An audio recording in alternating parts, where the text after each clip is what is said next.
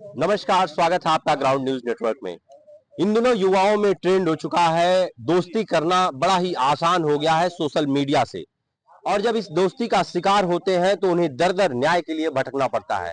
ऐसा ही एक मामला आज हमारे साथ है। एक हमारे पीछे देखेंगे, एक पीड़ित है जिनको इंस्टा से दोस्ती हुई, विदेश से उस महिला को इन्होंने पैसे भी भेजे, आने के बाद शादी भी की और उस महिला ने फिर इन पर मुकदमा भी दर्ज करा दिया कि हमारे साथ इन्होंने बलात्कार किया।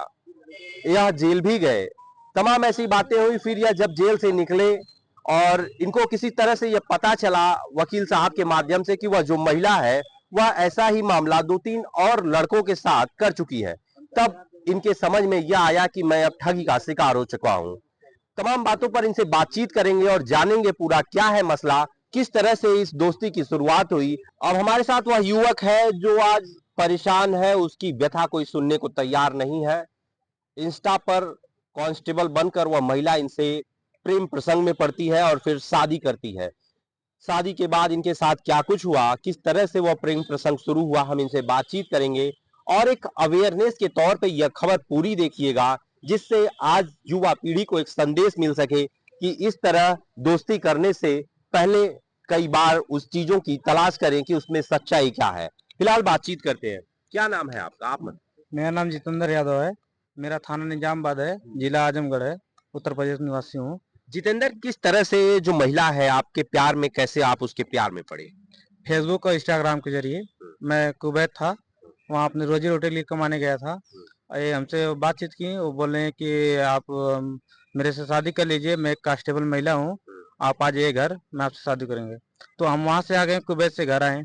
घर आने के बाद मैं उसको कुवैत में पैसा दिया। वो पैसा मेरे घर भी मैं बोलता था मेरे भाई को पैसा दे दो कुछ। मैं जो पैसा वहां से ट्रांजेक्शन करता था इसके अकाउंट में, वो पैसा उसमें 2,000 4,000 ऐसे ऐसे करके वो मेरे भैया को देती थी। उसके बाद मैं आया वहां से, शादी किया इससे भवनाथ मंदिर में। शादी करने के बाद मेरे घर पे 7 महीने 8 महीने रही। 7 महीने 8 महीने रहने के बाद वो बोल रही है कि मैं अपना जमीन बेचवा दो, बेच के चलो मेरे साथ इलाहाबाद रहेंगे हम लोग। तो मेरे पापा से बोली, मेरे पापा मेरे भैया बोले कि हम लोग कहाँ जाएंगे, हम लोग जमीन नहीं बेचने देंगे, क्यों ऐसा आप कर रहे हैं। तो उसके बाद वो गई थाने में, हमारे हमारे ऊपर और हमारे भैया के ऊपर बलात्कार का केस दिखा दी, और थाने से आप हमारा जब कोई शादी सुनवाई उससे नहीं हुई। किए थे, शादी जब किए थे तो जी, उसकी वीडियो रिकॉर्डिंग होगी या फोटो होगा आपका? हमारे पास फोटो भी है कुछ, और जो एविडेंस हमारे पास था विदेश का भी और यहाँ का सब उसी के पास है। मेरा आधार कार्ड है, पैन कार्ड है, और सर्टिफिकेट है हाई स्कूल इंटर डिप्लोमा की, और मेरा एटीएम भी है, और वोटर कार्ड भी है। सब कुछ मेरा एविडेंस उसी के पास, मेरा फोन भी है उसी के पास, जिसमें सब साबुत था, सब कुछ उन्हीं के पास इन है। जो 6 महीनों में आप आपके घर वो रही कि कहीं और रहते थे आप? नहीं, हमारे घर भी रही है और बाहर भी रही है, हमारे साथ आजमगढ़ काशीराम आवास भी रही वो। तो आपके घर जब रही तो उस दौरान उसके परिवार से कोई मिलने जुलने आता था?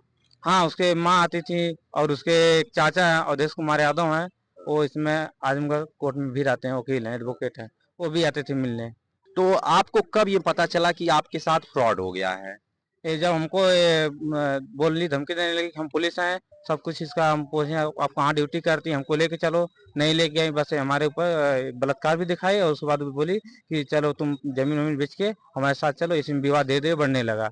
तो पुलिस की वर्दी में आपने उन्हें देखा था कभी? हाँ, वीडियो कॉलिंग हो जाती थी थाने पे, और दिखाते देखिए हम यही ड्यूटी कर रहे हैं, यहीं पे हम यूपी कांस्टेबल। जब बातचीत में आपने वकील साहब आपने बताया कि वो और भी लोगों के साथ इस तरह की ठगी कर चुकी है, तो वो कैसे पता चला आपको? वो हमको यहाँ से पता चला, कोर्ट से पता चला कि इनका तीन तीन चार शादी की थी, पांचवी शादी हमसे की है। इनका कोर्ट में मैटर चल रहा है, और ये कांस्टेबल का जो है इनका थाने भी एफआईआर दर्ज है, पाले का। कहाँ की रहने वाली महिला? ये ईश्वरपुर की। कहाँ है, तो कौन सा थाना है? ये गंभीरपुर थाना उसका है। अच्छा, जब आपके ऊपर बलात्कार का मुकदमा हुआ था तो पुलिस ने आपका पूरा परीक्षण कराया था, पुलिस ने पूरी प्रक्रिया फॉलो की थी?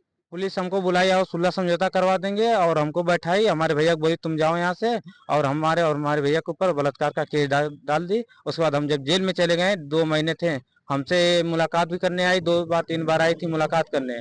उसमें हमको धमकी दी कि वो थी उसका एक जीजा है, गुड्डू यादव, वो बोले कि आप पैसा दे दीजिए तो ठीक है, प्रियंका नहीं दोगे तुम पैसा तो हम तुमको, एक कांस्टेबल महिला है तुम्हारे ऊपर वार करेंगे हम। बार बार यही धमकी देती थी हमको जेल में भी। तो कब आपको लगा कि नहीं अब मुझको पुलिस में कंप्लेन करनी चाहिए, और पुलिस में आपने कंप्लेन की तो क्या हुआ? हम पुलिस में कंप्लेन किए, हमारा कोई सुनवाई नहीं हुआ। तो अभी आपने उस पे मुकदमा किया है?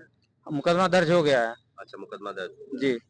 तो जो महिला कांस्टेबल का जो पहनती थी, वर्दी पहनती थी, जी। तो क्या आप कभी उसके साथ थाने पर भी गए, या जहाँ वो नौकरी करती थी वहां जाने का प्रयास आप लोगों ने किया? हम प्रयास किया, हमको नहीं ले गई ना, हमको कभी नहीं ले गई। बोली तुम कैसे जाओगे, वहाँ पे तुमको जाना परमिशन नहीं है, साथ में रहने के लिए अलाउड नहीं है। अच्छा, जब कुवैत आप थे तो उनको कितना पैसा अब तक आप भेजे थे? उसको मैक्सिमम उसको 5-6 लाख रुपया भी दिए हैं। कैसे कैसे भेजते, ऑनलाइन ही भेजते थे कि किसी दूसरे खाते पे? जैसे दूसरे के अकाउंट से भेजते थे हम लोग पैसा, हम लोग को एटीएम नहीं था, हम लोग के हाथ में कैश मिलता था वहाँ पैसा। वही हम लोग जाते थे और जनसेवा केंद्र से लगाते थे पैसा, और उसके बाद इसके अकाउंट में आ जाता था पैसा। और उसका वहाँ प्रमाण है आपके पास? हमारे पास साबूत है, जो साबूत था उसके फोन में, हमारा फोन में था, हमारा फोन वो ले ली। उसको कोई दलील, क्योंकि वो साबूत हमारे पास है, इसलिए वो सोचे कि साबूत से लड़ाई करेंगे, इसलिए फोन ले ली वो हमसे। उसके बाद जब वहां से आ गए और उसके अकाउंट में पैसा आता था, हमारे जीजा पैसा डाले हैं और हमारे जो 2-4 दोस्त हैं वो भी उनके अकाउंट में पैसा डाले हैं, वो हमारे पास रसीद है। तो इस दौरान कितने दिन आप जेल में रहे? जब आपके ऊपर मुकदमा कर दिया गया तो आप और आपके भाई कितने दिन जेल में रहे? हमारे भाई जेल में नहीं थे, हम एक महीने 45, टोटल एक 45 दिन रहे। अच्छा, 40-45 दिन थे जेल फिर में। जमानत पर बाहर। जी। तो उसके बाद फिर कोई कांटेक्ट हुआ आपका उससे, सुलह समझौते की बात हुई? 16 समय तक उसके बाद कोई नहीं बात हुई। क्या चाहते हैं आप, समाज हम को क्या मैसेज देना हमको चाहते न्याय हैं? चाहिए। आपके जैसे तमाम ऐसे युवा हैं जो सोशल मीडिया पे दोस्ती कर लेते हैं, उन युवाओं से क्या कहना चाहेंगे? उन लोग से यही कहना चाहते हैं, सब लोग सतर्क रहिए, अन्यथा इससे बहुत दूर रहिए। लड़की बहुत फरार चल रही है। अच्छा, इस दौरान आपने उसके बारे में और कुछ जानने का प्रयास किया कि कहाँ से है, और क्या किसी और लड़के को भी शिकार बनाई है? कुछ ऐसा आपने प्रयास किया? जी। क्या उसके निकल के आया? फेसबुक इंस्टाग्राम पे देखते थे, एक बार देखे चोरी से बात कर रही थी, तो हम उसका फोन ले लिए, उससे हमसे भी झगड़ा हो गया था। हाँ, वो अपना फोन हमसे चुरा के चलाती थी। आपने देखा कि यह एक ऐसे युवा साथी हैं जिनको एक महिला ने अपना शिकार बनाया, और बतौर पुलिस की वर्दी में, वह पुलिस की वर्दी में रहती थी और इस तरह का बिहेवियर करती थी कि वह महिला कांस्टेबल है।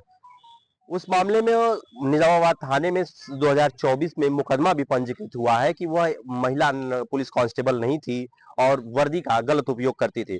फिलहाल हम आपसे यही कहेंगे कि आप अलर्ट रहें और सावधान रहें। इस तरह के बहुत से ऐसे लोग, लड़के हो या लड़की, भ्रमित करने की वीडियो जो सोशल मीडिया पर डाली जाती है, उसका नाजायज फायदा उठाकर आपको गुमराह किया जा सकता है। फिलहाल के लिए धन्यवाद।